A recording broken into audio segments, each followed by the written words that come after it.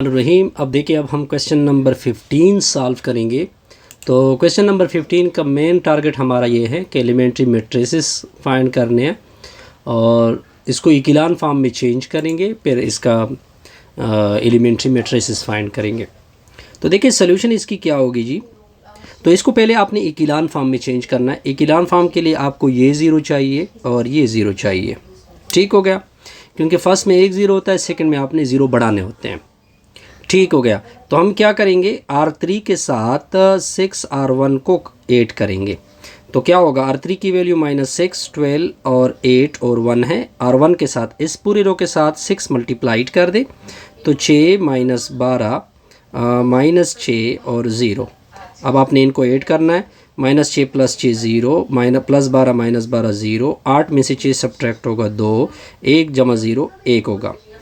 और इसका जो एलिमेंट्री मैट्रिक्स E1 अगर हम इसके साथ ले लें तो एलिमेंट्री मैट्रिक्स, वैसे आइडेंटिटी मैट्रिक्स पहले इसके साथ लेना होगा 1 0 0 0 1 0 0 0 1।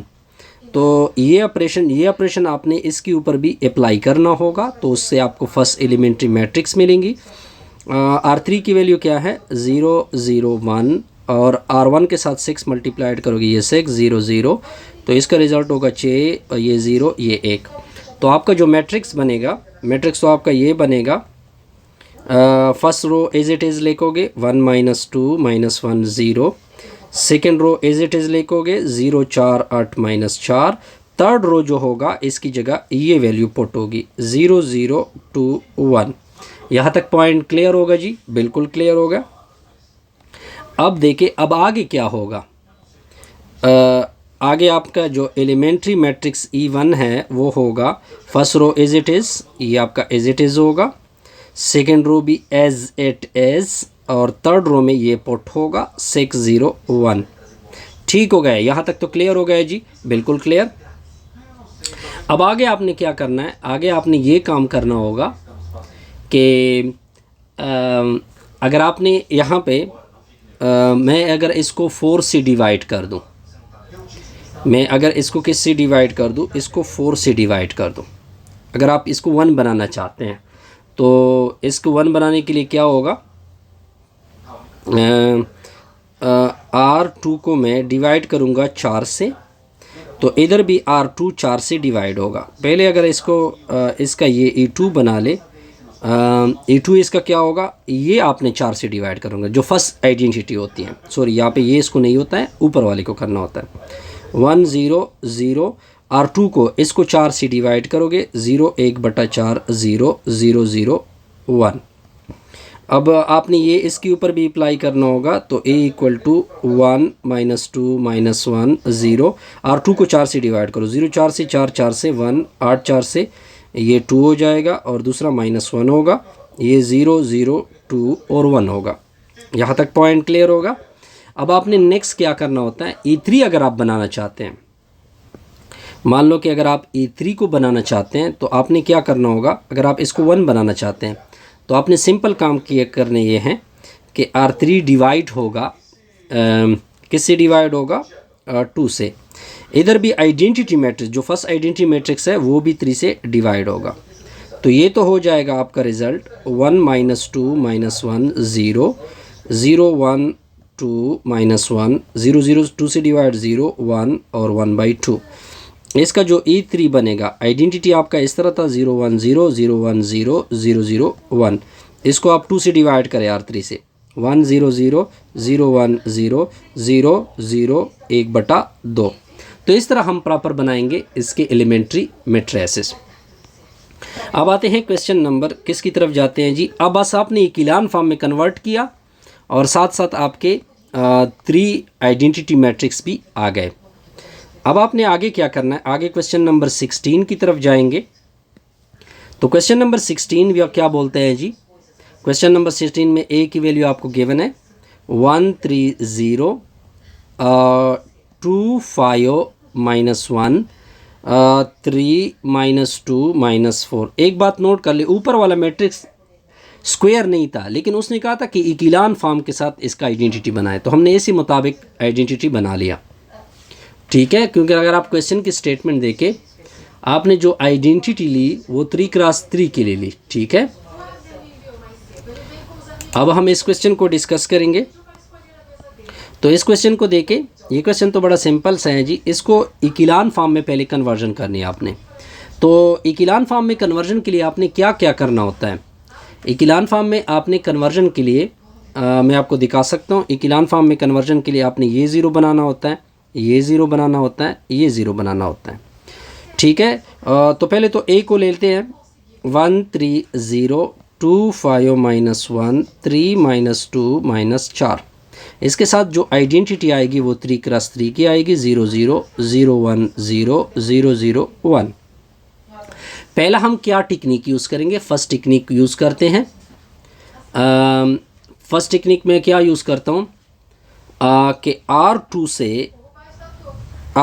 से 2R1 को सब्ट्रैक्ट करता हूँ। R2 की वैल्यू क्या थी, 2 5 -1 थी। R1 के साथ 2 मल्टीप्लाइड करो तो 2 6 और क्या करना है 0। फिर इनको सब्ट्रैक्शन करनी है, आप देख सकते हैं। तो ये प्लस माइनस से चेंज होगा, प्लस माइनस से, प्लस माइनस से, ये दोनों कैंसिल होंगे, 0 होगा, -1 होगा, -1 होगा, ठीक हो गया। इधर भी सेम टेक्निक यूज़ होगी। 0 0 1 R1 के साथ 2, तो ये 2, ये 0, ये 0, तो प्लस माइनस से चेंज होगा, प्लस माइनस से, प्लस माइनस से, ये -2 होगा, ये 0 होगा, ये 1 होगा। अब आपका एलिमेंट्री मैट्रिक्स, आपका ए मैट्रिक्स किस तरह हो जाएगा, 1 3 0। सेकेंड रो की जगह ये पुट कर दोगे, 0 -1 -1 3 -2 -4। आपका जो एलिमेंट्री मैट्रिक्स होगा, आइडेंटिटी में ये फ़र्क पड़ेगा, यानी 1 0 0 0। सेकेंड रो की जगह ये पुट होगा, -2 0 1 0 0 1। अब आपने आगे क्या करना है, आगे आपने कुछ इस तरह करना है। आगे आपने बनाना है,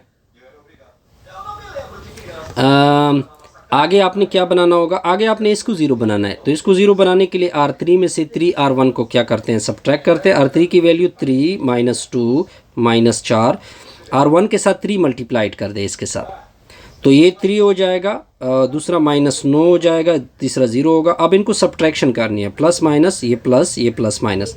अब ये 0 हो जाएगा, ये 7 हो जाएगा, ये -4 हो जाएगा। इधर भी सेम टेक्निक यूज़ करना है। 0 0 1, इसके साथ 3 मल्टीप्लाइड करोगे, ये 3 होगा, ये 0 होगा, ये 0 होगा, plus minus plus minus plus minus, क्योंकि सब्ट्रैक्शन कर रहे हैं, -3 होगा, 0 होगा, 1 होगा।